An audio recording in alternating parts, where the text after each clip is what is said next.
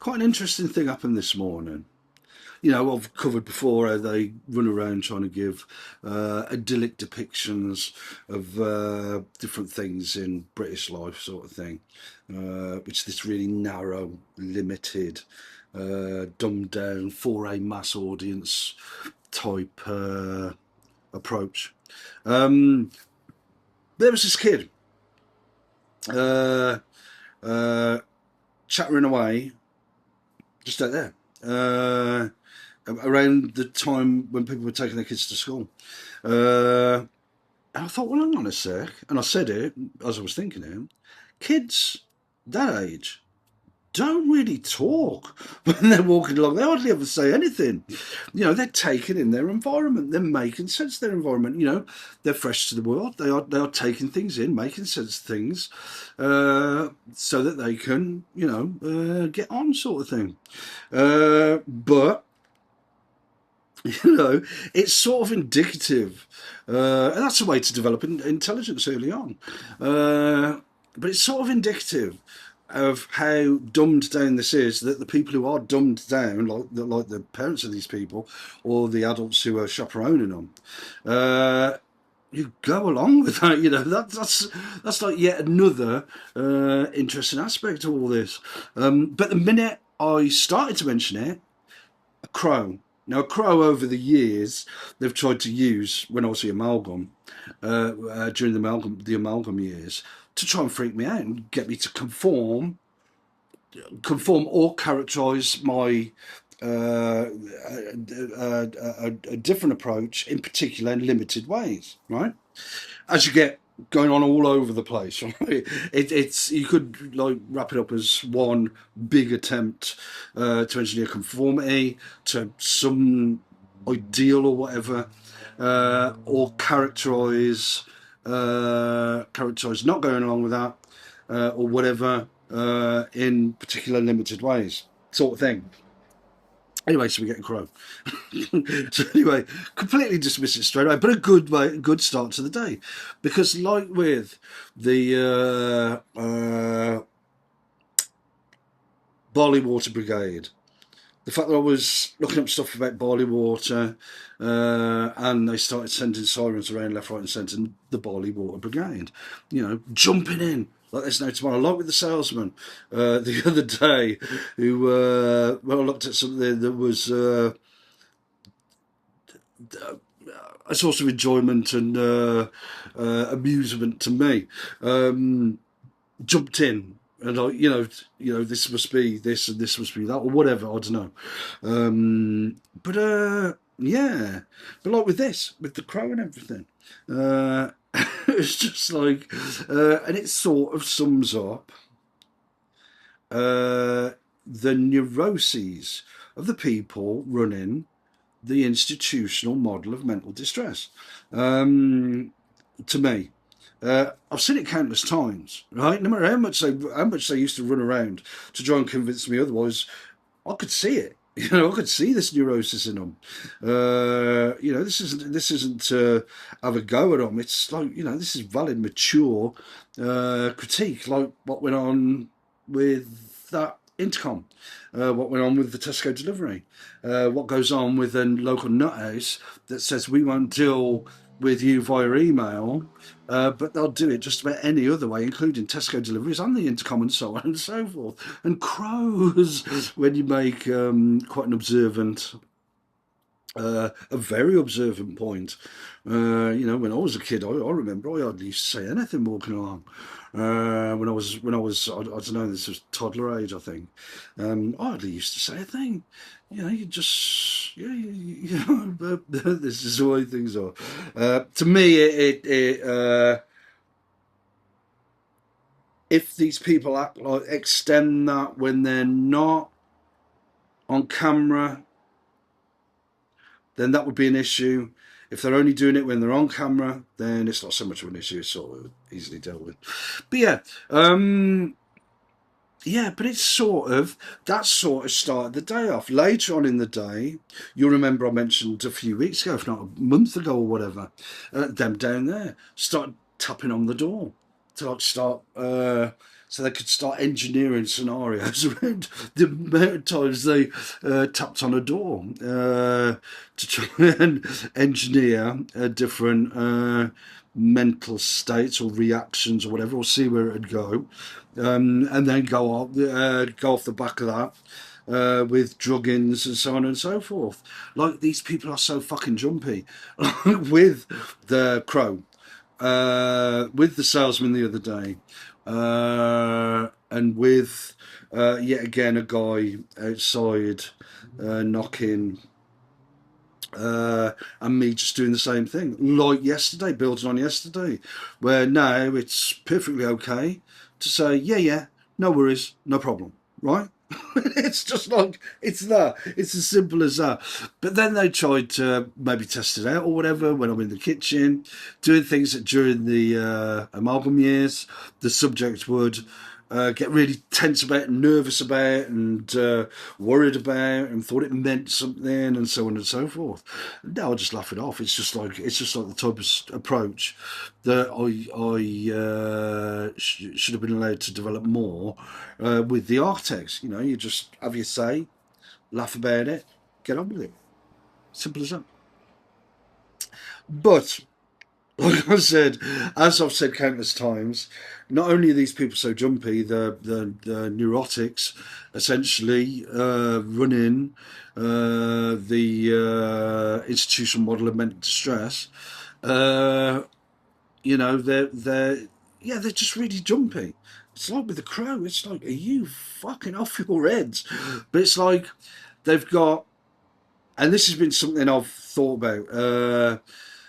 It's like they've got these limited, really, I've talked about this before, these limited depictions, these limited possibilities for the people they purport to treat. And the very limited subject positions available. Even though you have got your own choices, obviously, if you're not me, for example. If you don't find yourself in a situation like I'm in, you would have choices beyond the institution of nut houses, for example. You know, your own independent path or whatever the term you want to use. But yeah, and it's like, it's also how they've got these limited depictions of Englishness, of like for example multiculturalism. For example, Kidderminster, apparently 95-96% white. You'd never guess from around here. So in other words, what's being done here is for a dumbed down, wider argument, portrayal, conveyed to a wider audience, sort of thing, that you know, suits what, you know, this really dumb, paternalistic, romanticized dream of people around people who are, for want of a better phrase, service users of psychiatry, for example. And if, in my instance, if it doesn't go that way, then it seems, then it must mean a limited number of options elsewhere. It's like you look all over the environment. It's sort of an attempt to engineer conformity or a limited alternative, or a limited alternatives, sort of thing. Really dumbed down, really dumbed down. But this is the scenario I face. And the important point about starting to say things like, yeah, no worries, no problem, something as simple as that. Why did I even think I couldn't say things like that before? You tell me. But to now do that with numbers, because I dealt with it down there, and yet today they crack it out again. And then when I deal with that, they crack it out in the kitchen when I'm making steak, egg and chips. It's just like, you fucking what? And today I've been saying a lot that it's essentially like watching the world, watching paint dry. Whatever I see in my environment, it is like watching paint dry. It is so fucking repetitive. It is so fucking boring. That's you know, when I'm doped up, that is something that can piss me off. but when I'm not doped up, and I think there's enough times now, at least that I've shown at least to myself, that when I'm not doped up, that yeah, I just think, well, look at that, it is so fucking boring, and just deal with it like that. Maybe laugh it off, just get on with it. Like I should have been allowed to develop further with the architects donkeys years ago. Now I'm doing it. And that's just the way it should have been approached donkeys years ago. Like the Barley Water Brigade, like the door-to-door salesman, like the Crow and stuff like that. You just it's a great way of dealing with stuff like that. It may not be within the narrow confines of a psychiatric set of limited subject positions. For me to not be some romanticisable figure, or a limited set of alternatives that both suit the the institutional model of mental distress. It's just like like with this thing that's been brought to the town of multiculturalism and so on and so forth, which sort of is yet again a dumbed down approach to viewing what happened in '96, what happened in 2000 and beyond. That's just the way it is. But because the neurotics at the head of the ad agency from the 50s, the ad agency, the institutional model of mental distress, are in whatever situation they're in. That's the way it is, I suppose. But yeah, it sort of struck me that these people, psychiatry, psychology, psychoanalysis, broadly speaking, focus on the individual and a sort of largely ignorant in many ways to wider society, to wider structures. They'll sit there and pontificate, oh, life is about this, life is about that. They ain't really got much of a clue, in my experience. Me, I like looking at, sociology. Everyone knows sociology, that I'm more interested in sociology. Groups, structures. Even though I'm not that, I'm not that up to spec on it as I could be. But what limited knowledge I've got, I do try to use. How, for example, with what I'd argue is a institutional model of mental distress, where these limited, romanticised options they try to present, dumbed down as dumbed down as you can get. Seem to send them into the state where, when I point out something this morning, it's as fucking obvious as anything. They sent crows over there, for fuck's sake. After I've already said, this ain't the amalgam years anymore, they still try stunts like that. And when I deal with some fucking stooge out there going, or whatever, starting with that, which is, I think, an exact repetition of what they did a few weeks ago down there. And then I'll deal with that. They crack it out in the kitchen with appliances and so on and so forth, as we all know they do. But you just deal with that too. And the more I do this, there's a good chance the more they're going to try to impose it, isn't there? Because of, like we got with the intercom, like we got with the phone call apparently from a grocery delivery, and so on and so forth, where they try to do this, that, and whatever. It's like, I've tried it there, mate.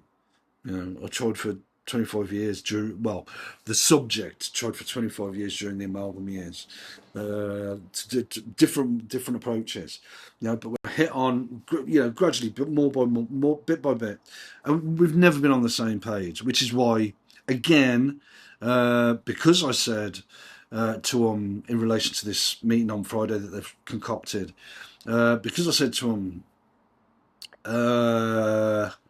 I'd rather deal with deal via email and give it some time because of, not least because of what I saw the state of them was at that hospital, at that psychiatric ward when I left, and you can see it up to and including this day, where with the crow and stuff like that, and then stunts around the kitchen it's. I'm supposed to run around with a sandwich board or something, so, downtown with the end is nigh or something. I don't bloody know. Not really my scene. But anyway, but yeah. But it is interesting. The people I've known who've gone into things like, or have got heavily into things like psychiatry, psychology, psychoanalysis, sort of did focus too much on the individual, did, come from, have complicated scenarios or whatever for a while or whatever. Do you do get this, and this is an issue with a bit with Thatcherism. It sort of clicks together, doesn't it? This focus on the individual. So even though I was influenced by, yeah, to a certain extent, I was influenced by Thatcher, and I was impressed by Thatcher for a while. I do like sociology. I do like looking at how all these, like for example, institutions and so on, click together in groups and so on and so forth, which stood me in good stead in '96, for a time in 2000 until they doped me up, and is starting to do so again now in this time that I'm at,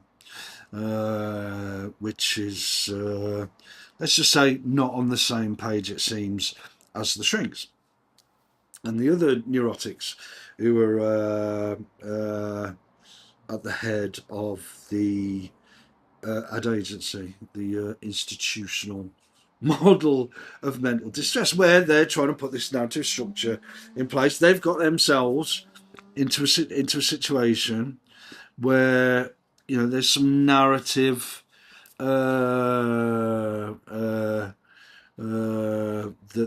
they may or may not be going for. I don't know, but it all seems a bit crazy to me.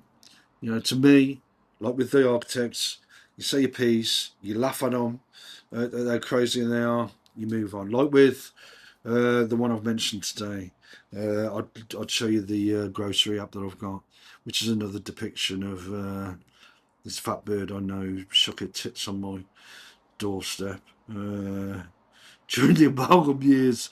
So hyped up was she, and now being portrayed as the archetypal homely English aunt. All that. Anyway, whether I should mention that, well, of course I should. Why not? Anyway, right. That's about it, really. I may do another one of these later. But yeah, it does. This notion of this romanticised figure. Like I said, so much of the amalgam years belongs to the amalgam years. It can sort of be encapsulated as that.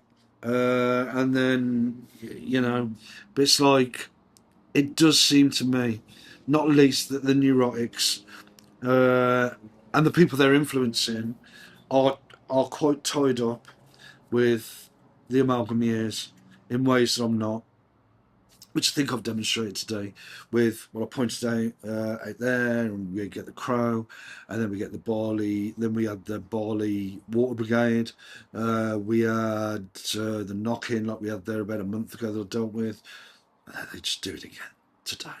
I'll deal with that, they do it in there, like in the kitchen. It's just like, you just laugh it off, didn't you? But yeah, so to sum this up, I'd say that here I am every single day, and sometimes it pisses me off, especially not least when I'm doped up, to see the same scenes time and time again. That's something that pisses me off. It pisses me off when people keep droning on about stuff that's not relevant to me. It's sort of like, well, I'm not fucking interested. I've said this countless times. But yeah, it has dawned on me today that if there's ever been someone in this situation, it's me. The man who watches paint dry.